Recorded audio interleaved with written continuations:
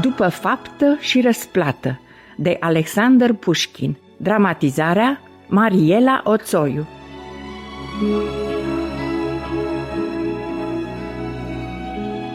De mult, tare de mult, într-un ținut din depărtări, de peste 9 mări și țări, domnea vestitul Crai Dadon. Avea acesta o fire cumplită. Nu se simțea la largul lui decât în goana cailor, în focul bătăliilor, în zângănitul armelor. Cât a fost în putere, vecinii lui n-au avut liniște. Când le era lumea mai dragă, oștile africului Crai le pustiau satele și orașele, le pârjoleau recoltele, iar vieții oameni erau trecuți prin foc și sabie. Dar anii au trecut și pe cumplitul Crai Dadon l-au ajuns anii grei ai bătrâneții.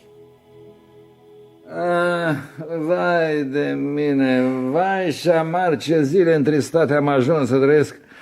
Abia am gonit oștile ce au năvălit în țară și acum, iată, mă simt moale și slab ca un prunc. Mărite, Crai, bătăliile au fost multe și crâncene, iar dușmanii măriei tale numeroși ca frunza și iarba.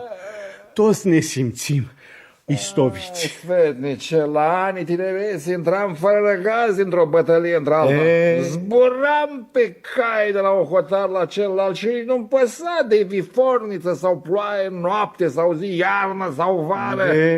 Hotarele împărăției nu mă mai încăpeau de viteaz, plin de foc ce era. Maria ta, Crai vecin tremură de teamă doar la auzul numelui înălțimii tale. Vorbe, sfetnice, vorbe. Crai, un fricoșător de care vorbește, e doar o amintire. Cel pe care l-ai în față, ia vină mai aproape. Ești în stare să ții o taină, sfetnice? Ca și cum ar fi a mea. E bine, Craiul pe care l-ai în față, îl dor șalele, îl trec junghiurile, vede ca printr-o sită și uite, mâinile îi tremură. Maria ta, Maria, astea slăbiciuni neînsemnate, trecătoare. Vom chema frații vestiți să le vie de hac. Lasă, sfetnice, nu încerca să mă mângâi, să îmbătrân și tare obosit. M-am săturat de bătălii. Vreau și eu puțină liniște, să stau într-un jilț adânc și moale la gura. Mariata, un purtător de vești dorește să fie primit. Să intre. Mărite Crai, plecăciune, vin cu o veste ce nu suferă întârziere. Da, grăiește, omule. Oștiri vrăjmași au călcat hotarele împărăției. Armie puternică și numeroasă, Maria ta. Încă un vestitor. Da, să intre și... Maria ta, și din cealaltă parte a țării a năvărit o oaste ce pârjolește totul în cale. Și amar de bătrânețile mele, n-am o clipă de răgaz. Ce trai chinuitor! Mare sfetnic! Poruncă, Maria ta. Cheamă câțiva dintre dregătorii cei mai de vază ai împărăției. Să chezim cu toții ce e de făcut. Mărite Crai, totul va fi bine. Cum nu se poate mai bine să mergi. Ai adus o veste proastă, Măriei sale Găre. Ce parcă ta, ce cusura mea. I-am stricat tihna luminăției sale și tu și eu. Noi, dar de unde? Maria sa și-a prăpădit singur liniștea bătrâneților. Cum singur, Găre, se poate așa ceva? Uite că se poate. Ce o spun eu care am încărbunțit în slujba măritului Crai? Așa. Cât a fost tânăr și voinic, și-a hărțuit mereu vecinii. Anul și război. Acum le-a venit și lor apa la moară. Anii au trecut și Maria sa nu mai visează bătării. Vrea să-și încălzească și el oasele ostenite sub o plapă măcadă. Se pare că nu prea o să aibă parte de așa ceva. Cred și eu, după veștile rele pe care i le-am adus.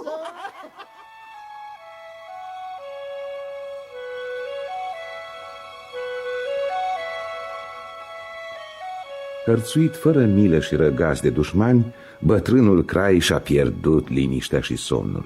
Oricât încearcă, nu mai reușește să pună geană peste geană.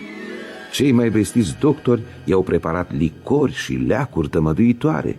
După ei și-au încercat norocul și vracii, dar totul a fost în zadar. Până într-o zi, când pe poarta cetății a intrat un necunoscut cu înfățișare ciudată.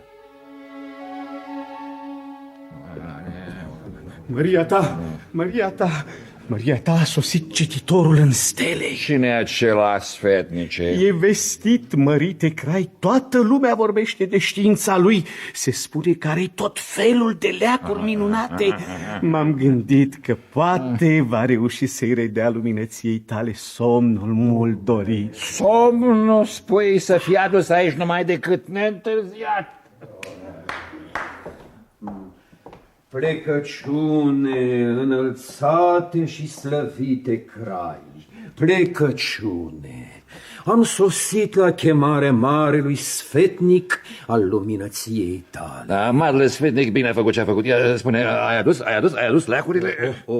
Fără ele, prea plecatul vostru slujitor ar fi avut obrazul să se arate în fața strălucirii sale. Lasă-te, menelele, la asta se pricep mai bine curtenii mei. Apropie-te și arată-mi ce ai adus. Vreo licoare, vreo fiertură de iepure. N-am mai pus geală peste geală de câțiva ani, bunișor. Cum dau să adorm, mai aflu că o oaste vrășmașă mi-a călcat hotarele pe uscat, pe apă. Ei bine, slăvite Crai, aici, în această traistă, am leacul potrivit pentru necazul măriei tale. Priviți, rog-vă, priviți. Un cocoșel? Da, luminate. Un cocoș? Da, dar un cocoș cu totul și cu totul de aur. Cum strălucește, cum mai sclipește. O pasăre minunată care va păzi somnul măriei tale. Un cocoș? Da, Maria ta. Pintenații ăștia mai degrabă te trezesc decât te adorm. Cocoșii din cetate de scaun mi-au prăpădit multe ore de odihnă. Am pus să-i taie pe toți. Așa-i, i-a tăiat pe toți, i-a tăiat.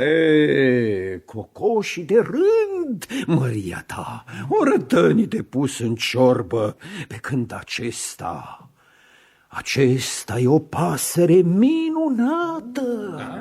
Când vor auzi de ea dușmanii, nu vor mai îndrăzni să te atace. Stă la locul ei tăcută zile, luni sau chiar ani. Prinde glas cocoșesc doar când într-un unghi de zare sau altul vede vreo oaste care, neștiind de pasăre, pornește spre împărăția măriei tale. Atunci ea își zburlește creasta, se zbate și strigă, dând de veste că îi primești. Ți-o dăruiesc, mărite Crai, îți va fi slujitor credincios. Îți mulțumesc, din inimă.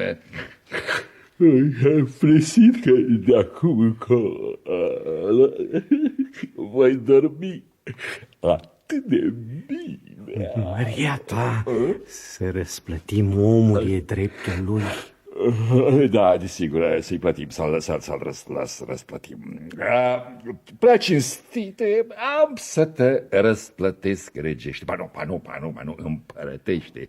Ia spune, vrei aur, vrei nestemate, dorești cel mai strașnic armăsar, ori un palat, orice dorință vrea mea, ți-o plinesc ca și cu așa mea. Hai, grăiește. Luminate, pasărea minunată ce ți-am dăruit nu are preț. Omule, Maria are bogății fără număr, nu te sfii. Nu-mi trebuie nimic, slăvite Crai. Pot dobândi și singur tot ce doresc. Și totuși vreau să te răsplătesc prea iscusit. Nu pot îngădui să pleci cu mâna și buzunarele goale de la curtea împărătească. Cerem tot ce-ți dorește inima, orice. Luminăția ta, îmi voi lua răsplata, dar cu îngăduința măriei tale nu acum. Voi veni după ea altă dată, altă dată. Oricând ești binevenit la mine, ține minte, Craiul Dadon nu-și uită niciodată. Măria ta. Și acum, slujitori, luați cocoșelul și așezați-l cu mare, mare grijă pe cea mai înaltă turlă a palatului. Tată, Maria ta! Să văd care dintre vecinii mei, vreau să spun dintre dușmanii mei, va mai îndrăzni să-mi calce hotarele și să-mi tulbure împărătescul meu somn. Nimeni, luminăția ta, firește că nimeni.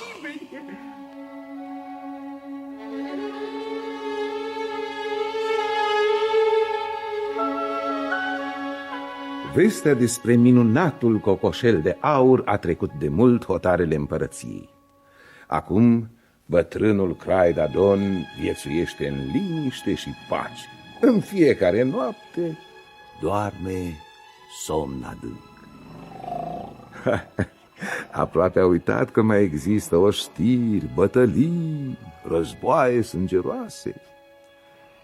Când, într-o noapte fără lună și stele,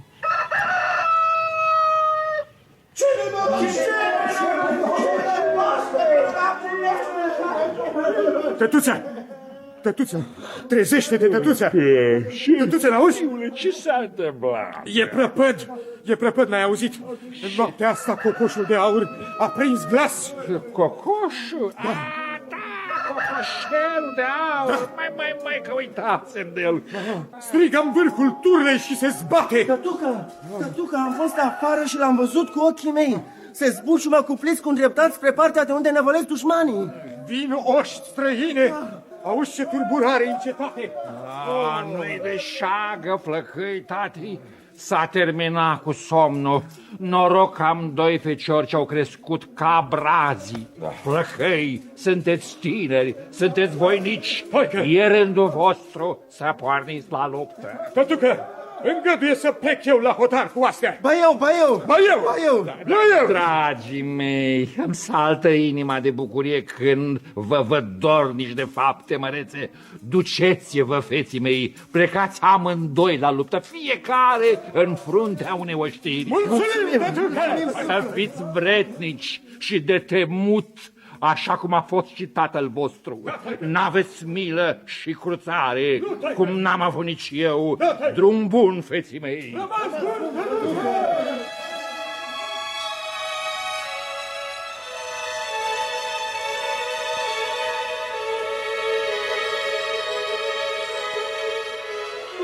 au trecut zilele, una după alta. 1, 2, 7, 9. Dar de la oștile celor două vlăstare împărătești n-a sosit nicio veste. Craiul Dadon nu mai are stare.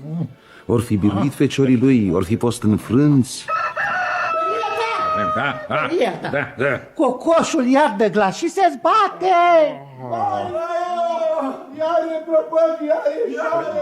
De la fiii mei sfetnice n-a sosit nicio veste? Părinte Crai, nu. Toate străjile de la meterezele cetății au poruncă să dea de știre neîntârziat ivirea trimisului crăișorilor. Zi și noapte toți stau cu ochii ațintiți în zare, doar ori zări ceva. Iar cântă cocoșul! Mare sfetnic! Poruncă, luminate Crai. Strângeți neîntârziat o oaste nouă să meargă la hotare. Crăișorii sunt plecați. Cine va fi în fruntea ei slăvite? Eu, sfetnice, dă poruncă neîntârziat să se adune vitejii și să pornim. Îndată, prealuminate, mă duc să pun la cale toate cele de cuvință. Ai, Jamar, s-a dus tihna, iar la război. Merse oastea craiului Dadon fără răgaz prin ținuturi pustiite și arse, dar nu întâlni picior de dușman și nici armiile celor doi creișori. abia într-a 8-a zi de la plecare, între culmile răpoase ale unor munți, ostașii ce pășeau în frunte dădură glas că au zărit ceva. Ia priviți, un cal care paște. Nu, sunt doi. Nu au șei, nici frâie. Și un cort de mătase brodat cu fir de aur. Da, este cortul celor doi crăișori, îl recunosc. Să ne apropiem.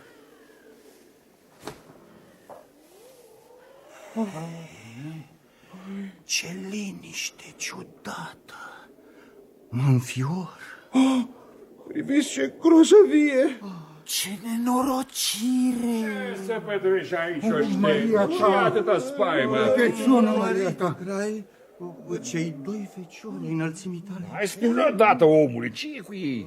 Maria ta, nu puteți. Îți poruncesc să grăiești, oștene. Acolo, în cortul de mătase, fii înălțimii tale, zac fără suflare. Amândoi slăvite. Oh, vai mie, ce năpastă! Șăimii mei, voinicii mei, morți amândoi! Țineți firea, mărite. Nu mă tulburați, fetnice! Lasă-mă să plâng în voie năpasta ce m-a lovit! Vai mie, rămas am singur pe lume! Maica lor m-a părăsit de mult și acum ei, reazimul bătrâneților mă... Maria ta, îngăduie să glăsuiesc. Năpasta ce te-a lovit e grea. Oștile celor doi crăișori sunt și ele nimicite. Am cercetat toate împrejurimile. N-a scăpat cu viață niciun luptător. Ce mai stăm? Să pornim pe urmele dușmanilor, să-i zdrobim, să-i facem una cu pământ. Zadarnic, mărite Crai, oștile dușmane au părăsit locul de mult și au luat prada retrăgându-se spre hotare. Ce se petrece? Aud eu bine glasul unei copile? Da, mărite Crai, am găsit-o ascunsă într-un cort. Se pitise între faldurile sfâșiate ale unei perdele. După chip și strai, pare de neam străin. Ne-am gândit că e o iscoadă ce ne-a călcat pământurile. Da, am legat-o, feteleș. Dați-mi drumul, nu mai simt mâinile, dați-mi drumul. Ostaș, aduceți-o mai aproape. Hai repede, nu ți-au auzit porunca Măriei Soli. Mișcă-te mai repede, iscoadă, hai. Cine ești, fetiță? Grăiește. Mărite Crai, poruncește mai întâi să-mi slăbească legăturile. Dezlegați-o. Îndată, Maria ta, îndată. Mulțumesc, luminate Crai. Am să-ți povestesc cine sunt. Domniei tale care ai fost bun cu mine, am să-ți spun povestea mea. E o poveste lungă. Bine, copilă, bine. După înfățișare și grai se vede că te tragi din neam ales. Se cuvine să dăm toată cinstirea unei atât de gingașe, de blânde făpturi. Îți mulțumesc, slăvite. Ați văzut? Dar cine mai fi și fetișca în asta?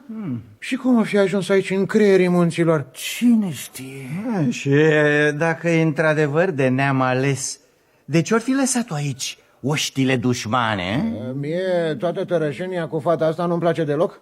Prea din calea afară de chipeșă și îmbrăcată numai în aur și mătăsuri. Eu cred că e o iscoadă. O brodi și tu, istețule. Da, râdeți, voi râdeți, da. N-ați văzut cu ce ochi și uita măritul Crai la ea? Parcă privea o stea sau o floare. Nici nu s-a apropiat bine fetișcana și i-a și răsucit mințile Măriei sale.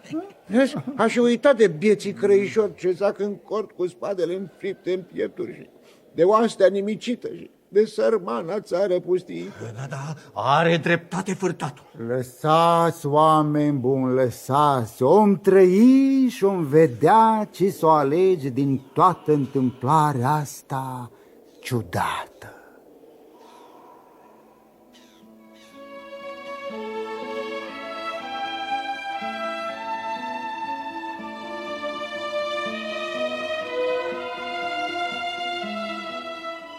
Oastea Craiului Dadon porni spre cetatea de scaun. La loc de cinste, alături de bătrânul împărat, ședea tânăra și prea frumoasa domniță.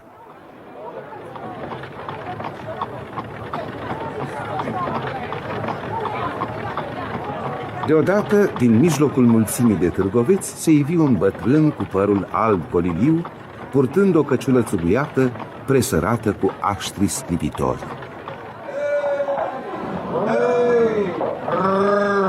Plecăciune, mărite Crai, plecăciune! Încătuie umilului tău slujitor să-ți spună bun venit. Noroc și bucurie, iscusite cititor în stele. La ce vânt te aduce pe aici, prin cetate? Prea slăvite, a sosit ceasul să cer răsplata pentru minunatul cocoșel de aur ce ți-am dăruit cândva. Am auzit că te-a slujit cu credință. Adevărat? Cum am auzit de el, vecinii n-au mai cutezat să-mi strice liniștea și somnul. Mi-au călcat de curând pământurile niște vrăjmași netrebnici. Am să le vin eu curând de hac. Unul pe lume e Craiul Dadon. Luminate Crai, te-ai legat să-mi dai răsplată pe măsura neprețuitului meu dar. Da, am făgăduit și-mi voi ține făgăduiala. Grăiește. Mărite Crai Dadon, singura răsplată ce-mi doresc este minunata, prea frumoasa domniță ce șade în stânga măriei tale. Ce îndrăzneală! Ce nevoie ai tu de copila asta? Uite, dacă vrei, cel mai de soi sirep din herghelia mea e al tău. Prețuiește cât un ținut cu toate bogățiile lui. Nu-mi trebuie slăvite, eu vreau domnița. Ce obrăznicie! Dacă vrei, te fac sfetnic, mare sfetnic. Ușor și uite, drăgătorii credincioși, prea ușor. Nu, mărite Crai, îmi sunt mie însumi bun sfetnic și mi-e de ajuns. Îți dăruiesc toată visteria sau o jumătate din împărăție la alegere. Nu, mărite Crai, nu râvnesc niciuna din aceste comori și nici dregătorii. Singura răsplată pe care o doresc este domnița. Ce-ți mintit! Ce pierdut mințile, omule! Îți dau orice pe lume, dar nu fata. De ce, mărite Crai? Pentru că doresc să-mi fie soție. Domnița aici de față va fi noua împărăteasă. Mărite Crai, dar ai făgăduit să-mi dai răsplata ce-mi dorește inima. Martor a fost toată suflarea din cetate. Țineți cuvântul, mărite Crai. Cuvântul meu? Nu-mi țin cuvântul față de un tărău care nu-și cunoaște lungul nasului. Vrăjitor nebun, mărite, nu merită să-ți pierzi vremea cu el. Alungă-l. Da, slujitori, luați-l pe zurliu și afară cu el din cetate. N-am să plec, vreau dreptul meu. Sunteți martori, oameni buni, a făgăduit să-și țină cuvântul de Crai. Michele, ridici glasul asupra unui cap încoronat? Slujitori, răpuneți-l pe nemernic. Hai să dai seama, Crai hain! Nu loviți, nu! Răpus slugile! Nu-i bine ce-a făcut măria sa. A răsplătit binele cu răul. Nu și-a ținut cuvântul. Uite, cocoșul! Uite, cocoșul de aur! Priviți! Și-a luat zborul de pe turnul și vine spre caleașca împărătească! Uitați-vă! L-a dat jos din răzvan pe Crai! Îl ciupește! Uitați-vă, îl ciupește!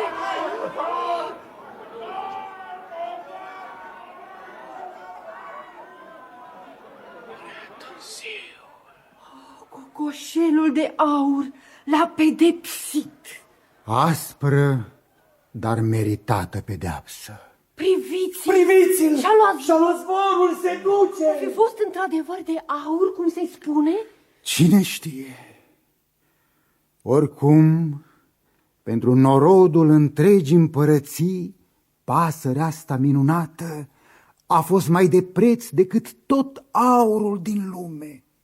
Ne-a apărat an și an roadele ogoarelor și livezilor, liniștea caselor și a hotarelor. Nu vă întristați, oameni buni. Poate într-o zi, cine știe, cocoșelul de aur o să apară din nou în cetate. Să vezi atunci bucurie. Întâmplarea cu minunatul cocoșel de aur s-a petrecut de mult, tare de mult, dar amintirea ei a rămas vie, căci poveștile cu tâlc dăinuie din tată în fiu. iar cei ce le ascultă caută în ele acel bob de aur ce se numește înțelepciune.